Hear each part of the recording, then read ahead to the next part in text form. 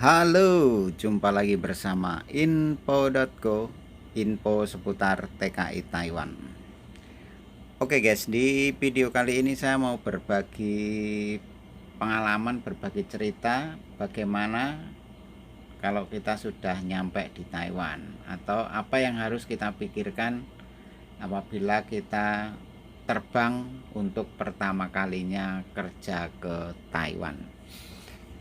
Jadi gini guys, ini saya cerita berdasarkan pengalaman saya sendiri, mudah-mudahan bermanfaat buat teman-teman yang mau terbang ke Taiwan untuk pertama kalinya ya. Jadi untuk pertama kali kalau kita terbang ke Taiwan ini khususnya lagi yang terbang sendiri ya, yang jadwal terbangnya itu dari PT pemberangkatan itu misalkan sendiri, kayak saya dulu kan juga sendiri, jadi di PT pemberangkatan itu nggak ada temannya. Nah itu apa yang harus kita pikirkan dan apa yang harus kita lakukan setelah nanti tiba di Taiwan.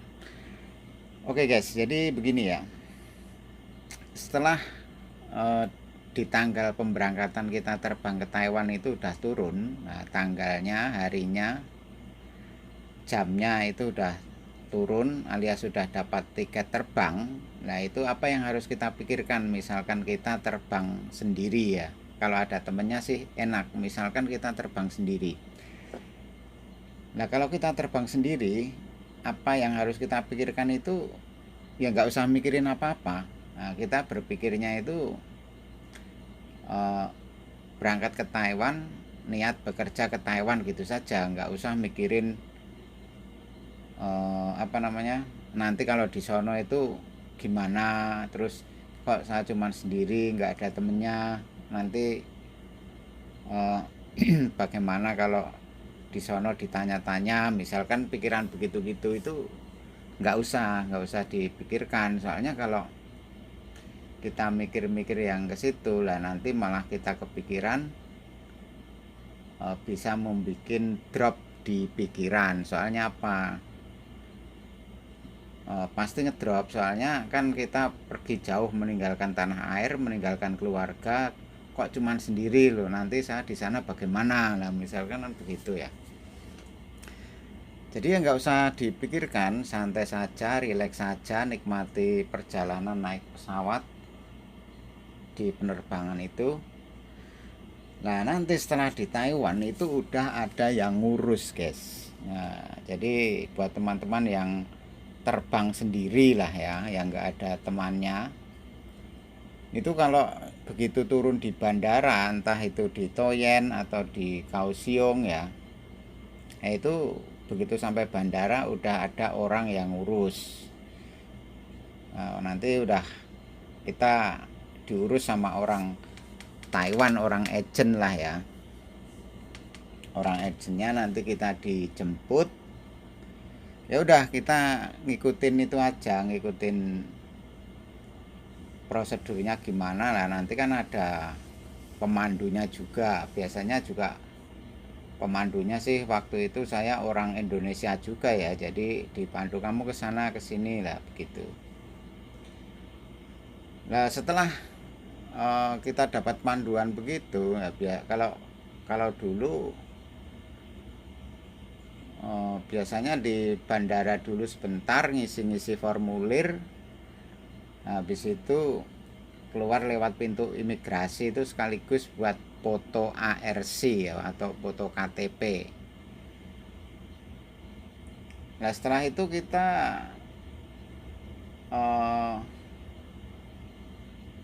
biasanya itu dibawa ke tempat penampungan sementara guys. Jadi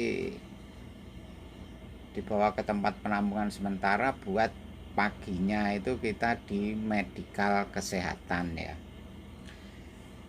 Jadi buat teman-teman yang berangkat sendiri itu nggak usah, ya itu tadi, nggak usah takut, nggak usah mentalnya jatuh, nggak usah berpikir yang aneh-aneh.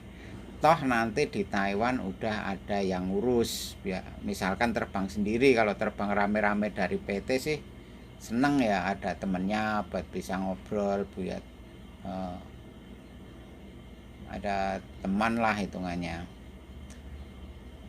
Tapi biarpun terbang sendiri dari PT, ya itu nanti kalau udah begitu tiba di bandara Taiwan itu kan banyak juga orang-orang Indonesia yang baru ya, cuman beda PT lah, itu kita kan bisa berkomunikasi juga. Jadi setelah medical, setelah medical itu kita diantarkan ke agent kita masing-masing ya. Yang agent di Taiwan misalkan, yang agent di Kaohsiung ya kita langsung diantar ke agent yang ada di Kaohsiung. Nah, setelah itu misalkan dokumen kita sesuai. Maksud saya begini, dokumen job pabrik yang kita tanda tangani di Indonesia itu sesuai dengan job pabrik yang ada di Taiwan. Nah, itu biasanya langsung diantarkan ke pabrik. Tapi sebelum ke pabrik itu kita ke imigrasi dulu. Bukan imigrasi, Depnaker ya, Depnakernya Taiwan. Nah, itu tanda tangan dulu, tanda tangan tentang kontrak, tentang jenis pekerjaan lah, tentang nanti kamu dapat ini, fasilitas ini itu, tunjangan ini itu. Nah, itu biasanya di Depnaker itu kita tanda tangan dan cap jempol merah, guys. Nah, itu nanti tolong dibaca baik-baik, itu bener nggak job yang akan kita terima itu sesuai dengan job yang dari Indonesia. Misalkan jobnya kan sama ya. Nah, itu kalau udah selesai baru diantarkan ke pabrik masing-masing. Dan biasanya itu kita dikenalkan dulu ke lingkungan kerja kita di pabrik itu. Kalau misalkan di pabrik itu ada orang Indonesianya ya enak, jadi kita nanti dibimbing sama orang-orang yang sudah senior. Nah, terus kalau misalkan tidak ada orang Indonesianya, lah itu ya kita nanti sedikit kita dikasih tahu sama penerjemah. Nah, nanti kerja kamu begini, kerja kamu itu ya, nanti kerjaannya begini. Nah, misalkan begitulah, itu nanti ada yang bimbing, itu biasanya mandornya sendiri, guys. Nah, terus pertanyaannya loh, gimana kalau nggak ada orang Indonesia, kita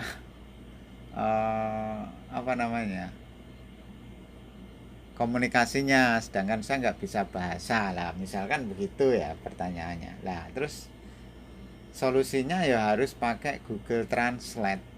Nah, buat teman-teman pasti tahulah cara memakai Google Translate itu gimana. Nah, nanti di setting saja Google Translate-nya, itu di setting bahasa Indonesia dan bahasa Cina sederhana. Nah, itu nanti tinggal ngetik bahasa Indonesia, terus nanti udah diartikan ke Cina sederhana.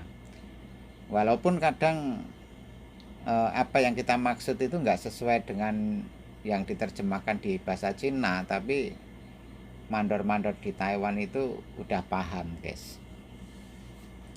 Tapi lebih bagus lagi ya buat teman-teman yang mau ke Taiwan ya belajar bahasa-bahasa dasar lah. Jadi biar misalkan sampai di Taiwan itu sendiri nggak ada temannya, nggak ada teman orang Indonesia maksudnya, itu sedikit-sedikit bisa berkomunikasi.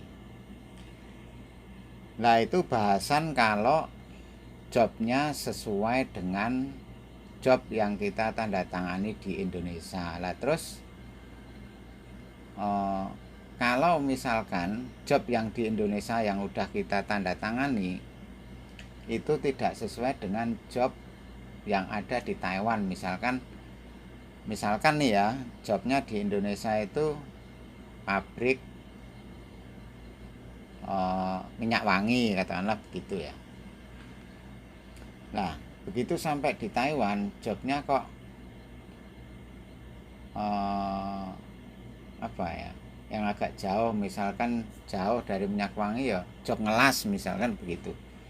Nah itu bagaimana kok bisa? Nah ini prosesnya itu, ini menurut pengalaman saya sendiri waktu dulu ya, pertama dulu job saya itu jauh banget. Misalkan job saya job A, lah saya kerjanya di sini tuh job H. Nah itu kan jauh ya. Nah itu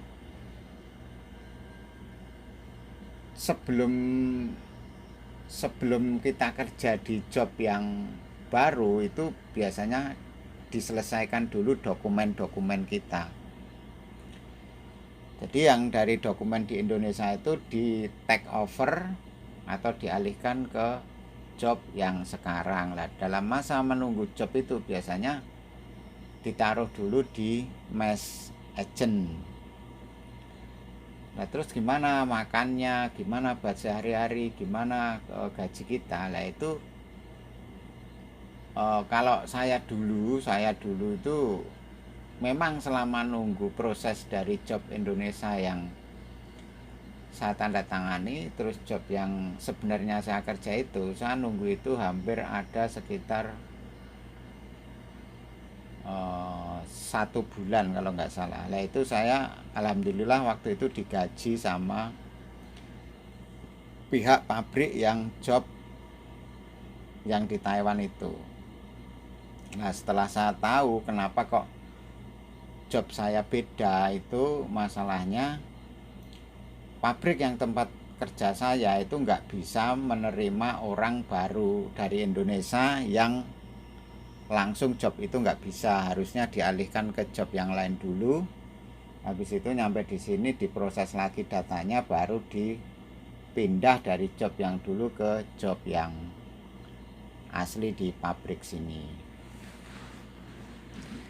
Jadi prosedurnya kayak gitu buat teman-teman. Misalkan di sini beda job ya, mungkin nanti diistirahatkan dulu beberapa hari untuk menyelesaikan dokumennya. Kalau sesuai dengan job, yaitu biasanya langsung kerja. Jadi buat teman-teman ya nggak usah nggak usah minder, nggak usah takut. Kalau terbang berangkat ke Taiwan itu hanya sendiri, toh nanti di bandara juga ketemu banyak orang Indonesia. Jadi nggak usah berpikir wah nanti gimana ya, lah itu nggak usah, nanti malah menurunkan mental kita dan menurunkan mengganggu pikiran-pikiran kita. Itulah yang dulu pernah saya alami ya. Jadi mudah-mudahan video ini bermanfaat buat teman-teman yang mau berangkat ke Taiwan, khususnya yang masih baru mau terbang. Mudah-mudahan video ini bermanfaat. Oke, sampai jumpa di video-video berikutnya. Bye-bye.